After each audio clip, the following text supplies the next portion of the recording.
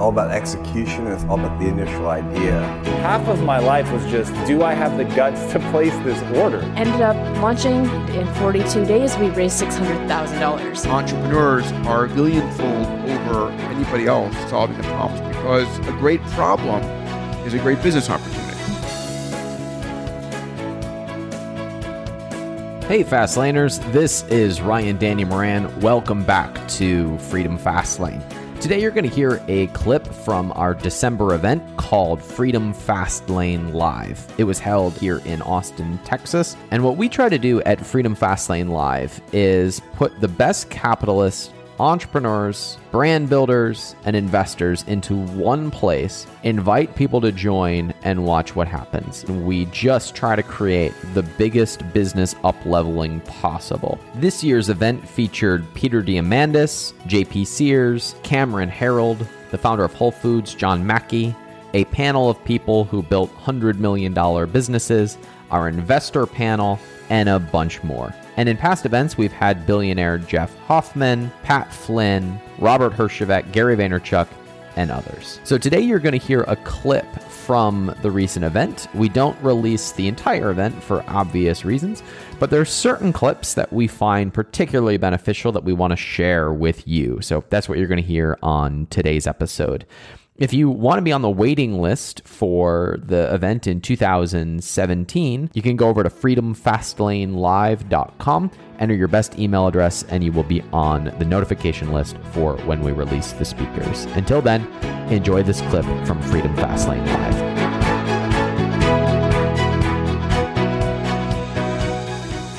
So, Cameron, great stuff. I know a lot of people in the room. Is anybody running a one or two man show in here?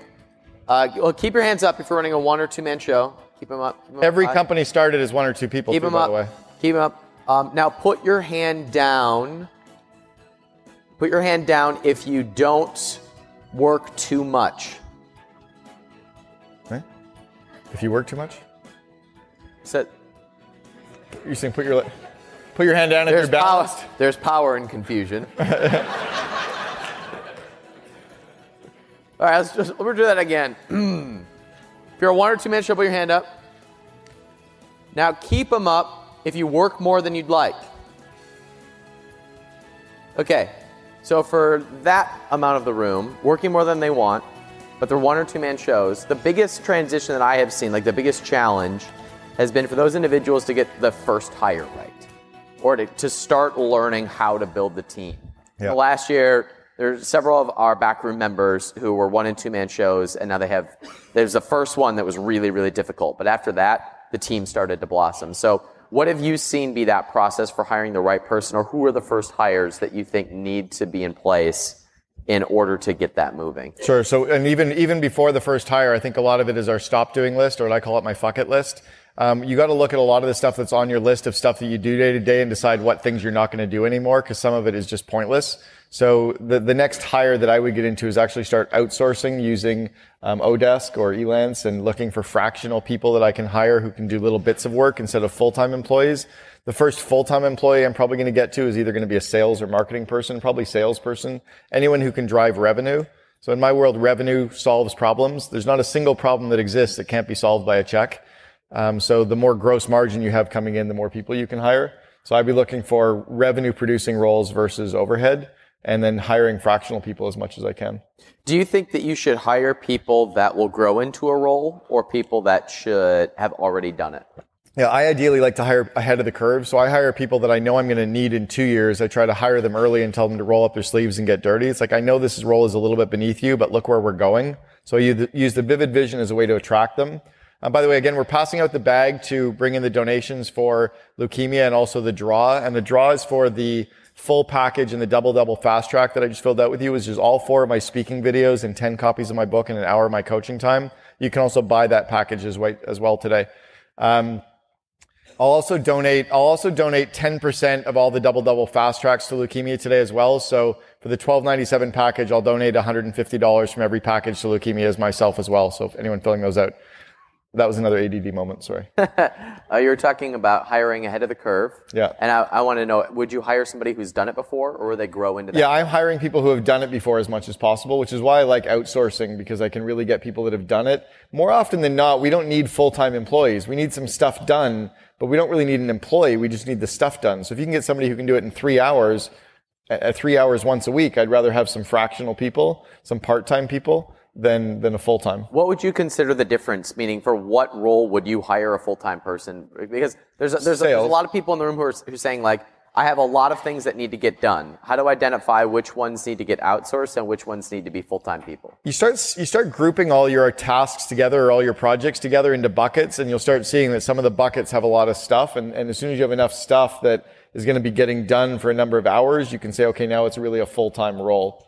But if you see that it's stuff and it's only a few hours a week, then you can outsource it. As soon as your stuff gets to maybe 30 or 40 hours, then you're going to start hiring full-time people. I asked you this question after we recorded the podcast, and I wish that we had been recording, so I'm going to ask you here on stage. Cameron, you seem like you have it all together. Do you ever get stressed? Yeah, I get stressed all the time. Back in October of 2000, I had an employee. We built a private currency company. Prior to Bitcoin, we created a currency called ubarter.com. We had 30,000 companies accepting our currency instead of the US dollar. We sold the company to Network Commerce in January of 2000 for $64 million. And when we were selling the company, the stock crashed. We were public, they were public.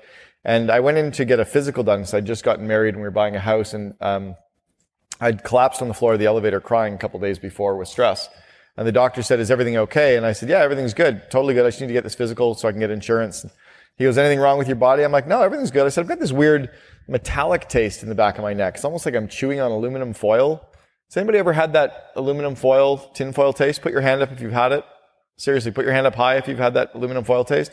It's actually a chemical secretion that is caused by stress. I did I don't remember the name of the stress test, but I had 9 of the 10 most stressful events happening simultaneously. My mom was diagnosed with cancer. We just bought a house. I'd quit my job. Stock market had collapsed. I'd lost 30 million. I had gained some weight. I was drinking a lot. I was moving from Seattle back to Canada. And I thought everything was good. I thought I had my shit together. But my body was telling me that I was stressed. And this chemical secretion was literally me clinically redlining. So yes, I get stressed. I've lost 35 pounds since then. I run a lot. I do meditation. I do the morning savers from Miracle Morning, and I'm in way better shape than I was ever in. Okay, so... Oh, here we got the money. That's the money. Okay, so we've got, oh, this is cool. We've got literally like this much, like a huge... Wow. Yeah, so why don't we do... I saw some Benjamins in there. Yeah, there's some Benjamins. So we got some cash. So I'm going to have... Oh, there's some good numbers in here. There's actually a bunch of hundreds too. So I'm going to have Ryan put his hand in and pull out. Pull out a couple bills. So Ryan will put his hand in, pull out a couple bill, or pull out one bill, and whoever's bill we pull out is going to win the full double fast track of all 4 of my speaking event videos, 10 of the books, and an hour of my coaching time. Oh, I pulled out a Benny. Pull out 100. And this is Carmen Bullens. Where's Carmen? Woo.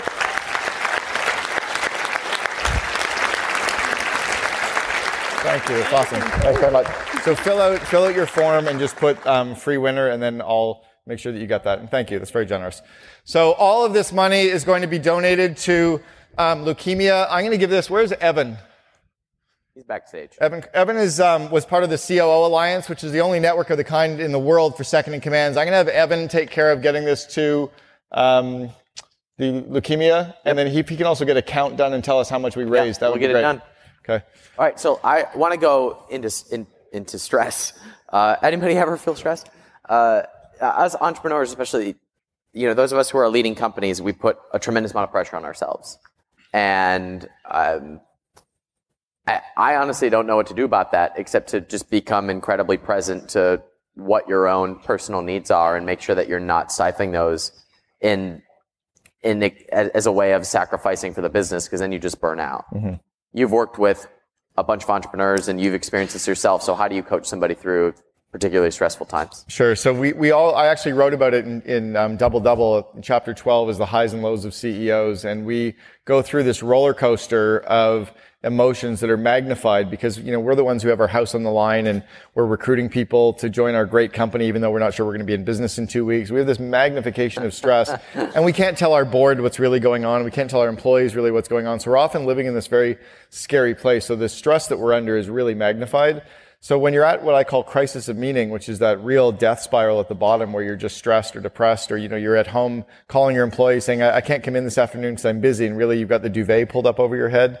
You need to detach. You need to take vacation. In fact, I said to Evan earlier this morning, I really want Ryan to make sure he takes 2 or 3 days after the event is over to go on vacation with no laptop and no cell phone, because you need to decompress, because as soon as this event is over, you're going to crash. Mm-hmm. So I want you to take a vacation for a few days and promise me that you'll just detach. Okay. Will you do that? You bet. Okay.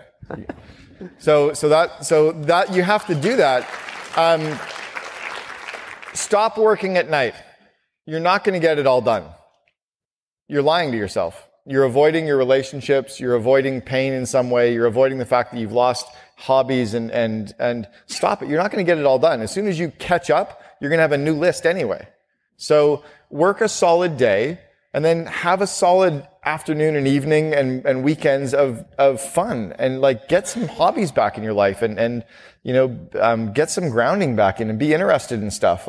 I go to the main TED conference every year. I'm going to TED Global over in Africa. I go on vacations. My wife and I are going to sail in the British Virgin Islands with a Hollywood director and his girlfriend for a week after Christmas. I'm going skiing with my kids before Christmas. I'll take 10 weeks vacation every year where I'm no phone. But this wasn't always the case. No, it wasn't always, but I've had to learn this.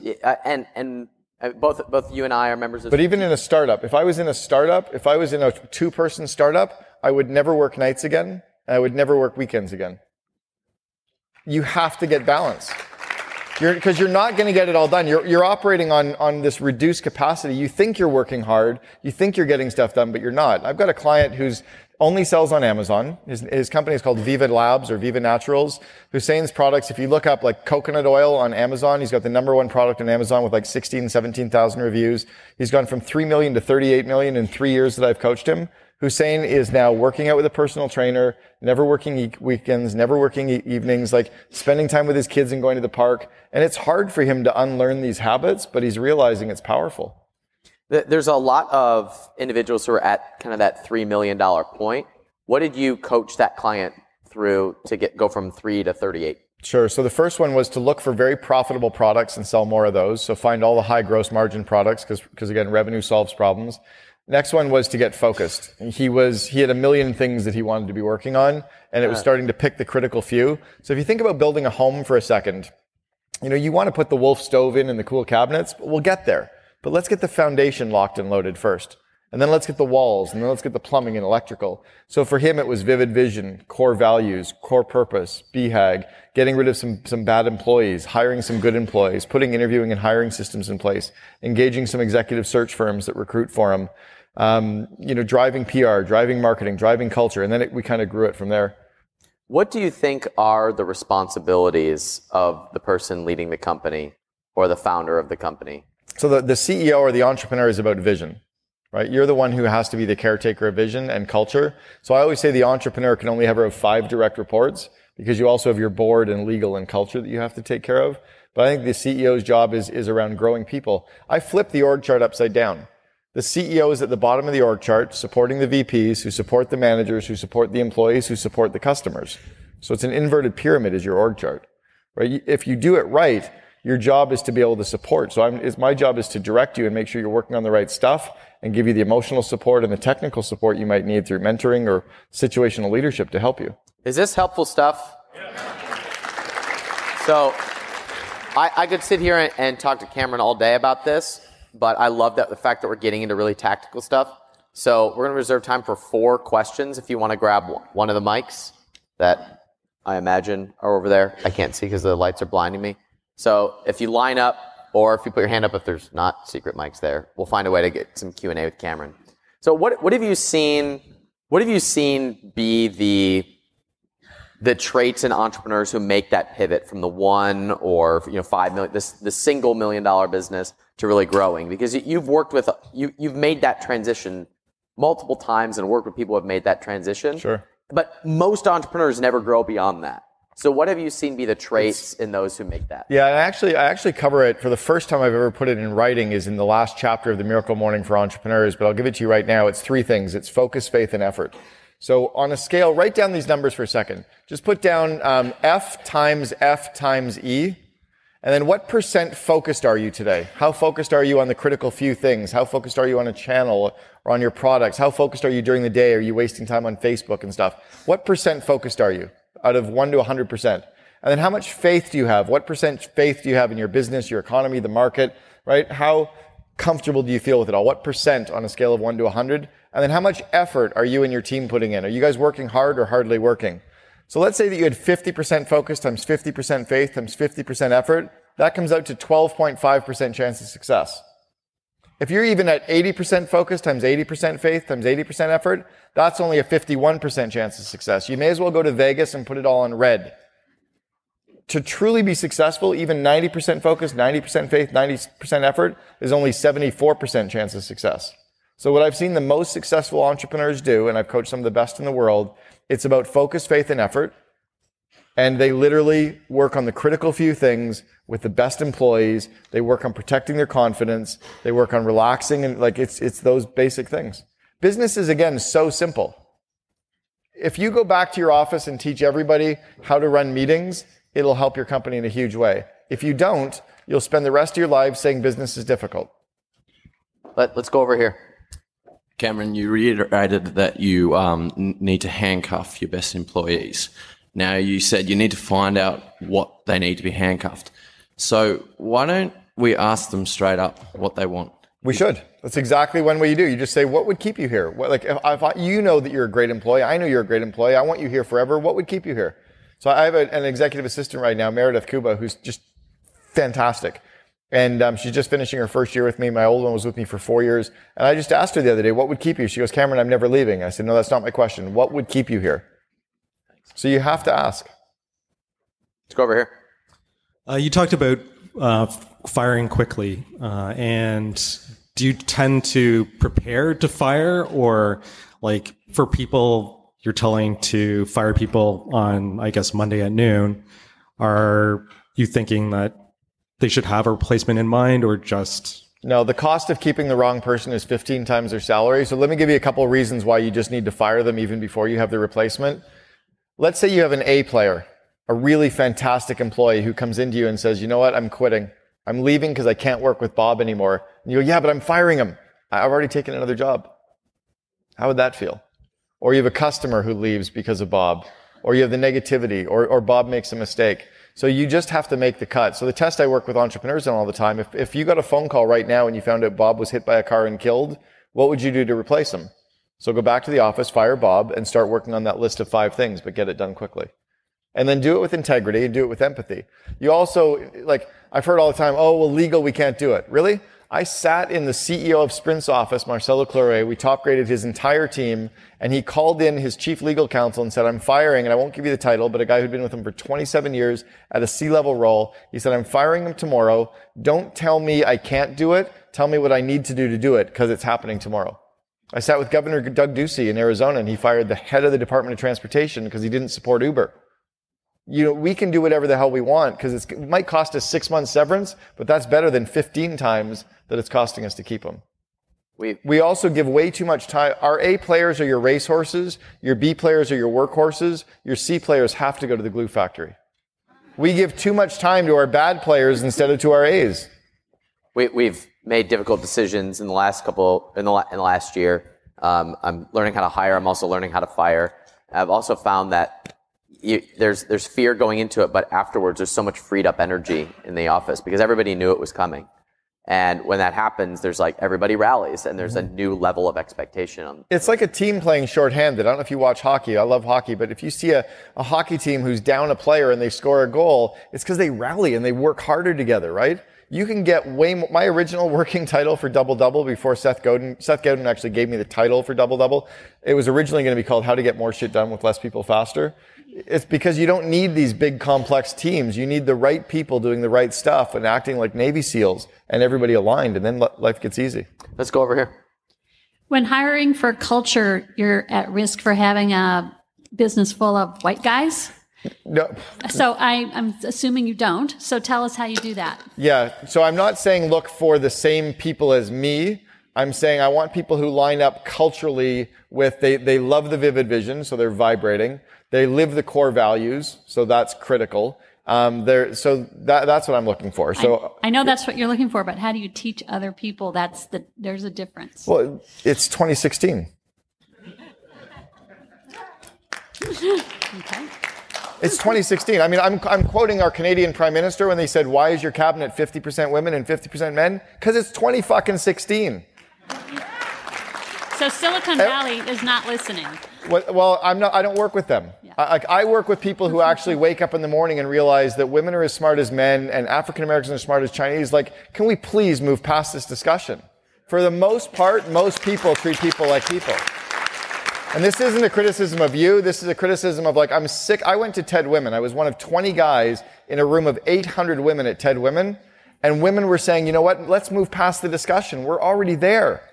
We need to stop these old discussions and realize that most companies are already in diversity. Most places are already there. And let's get rid of the people that aren't. But most of us are doing it. Like, I just don't notice it anymore. My kid, I'm in Vancouver, Canada. We have 52% Asian now. The nickname for Vancouver is Vancouver. My kids don't notice it. My kids don't know. I call it Van Groovy because we also smoke pot every day. But my kids don't notice the difference between them and Chinese kids because they're all the same. I think we're way past the diversity discussion now for the most part. All right, let's do one more. Hi, Cameron. Great talk, by the way. But I was wondering, what would you suggest for someone who's building a virtual company with 5 employees or less for culture? Yeah, so great question. So a lot of my clients, I coach a group called Acceleration Partners. They do the affiliate programs for all the major brands like Uber and, like any brand that you can think of. They're running all their affiliate programs. They have 80 employees. They're 100% virtual. So all of our communication is on video, which is huge. When you use Zoom and you can actually communicate face to face with people, that's massive. When you get your people together for quarterly meetings and retreats and you actually hang out in like breather spaces or in Airbnbs and you communicate and work together, that's huge. Using online tools like Slack or this new, I'll tell you, the big game changer is Facebook Workplace that's launching. We just saw the beta of it the other day. It's like a holy shit. It's a private Facebook that is your company, and it's all of the tools and features of normal Facebook, but it's just for company use. Like Facebook Live, streaming, groups, chats, like Slack is in a lot of trouble because anyway, those kinds of tools I think are huge. And then just hiring people who literally get their stuff done. So deliver what you promise, respect the individual, pride in all you do. When you have that kind of collaborative workforce distributed, those are core value things. They're huge. So video and getting together and using the technology. But how would you reinforce it? You could tell them to read the vision statement, and then they kind of read it, and then a month later they could. You hire people who already live them, and you fire people who don't. I was asked by Fortune magazine in 2003, first time I was interviewed by Fortune, how do you motivate your employees? I said, I don't motivate employees. I hire motivated people. So it's like they asked Herb Kelleher from Southwest Airlines, how do you get all your employees to smile? I hire happy people who smile. You can't take grumpy people and make them smile. I can't take people who aren't aligned and align them. I can't take people who don't live core values and live them. I can't take people who aren't going to live their behavioral traits I'm looking for and create them. So you interview better, you hire better. I had a CEO recently who I had to check hard on this one. He said, it takes about 90 days after you hire someone to know if they're the right fit. I said, bullshit. That's because you have a shitty interview process. If you do it properly, you know the day you hire them if they're the right person because you've grilled them so many ways. You've used threat of reference check. Like, I can teach you some systems, or in my books to teach you systems so that you know before they even hire if they're going to knock the cover off the ball. Final question for you. A mutual friend of ours, Hal Elrod, was recently diagnosed. And I'm curious, when you get news like that, it has a way of revealing what's really important. Yeah. And for us drivers who are always thinking about work and success, that's like the biggest wake-up call ever. And I'm just curious, when you receive news like that, what immediately comes into focus as to what's really important? My kids, my wife, myself, people, community. I learned it. I went to Burning Man my first time in 2007. I've been 5 times, and that fundamentally changed me because I realized that you can't judge a book by its cover anymore.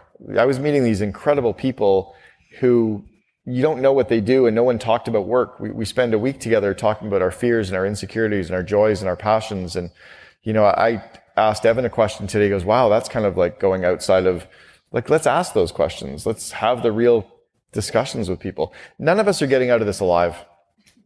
Every single one of us is going to die. Every single one of us is in pain. Every single one of us is a 13-year-old trapped inside of an adult body. Let's connect as our 13-year-olds again and like love each other and hug each other and work hard together. But that's what's important. Yeah, clap that up. Yeah.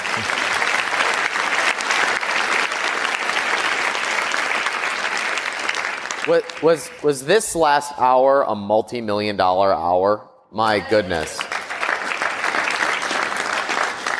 The beauty of this is that it really is the way that you make your dream happen. And so if you have a vision in your brain, a business that you want to build, get it on paper, get the right people in place. That was the model right there. Cameron, thank you so much for hanging out with us. Give it up for Cameron Herold. Thanks,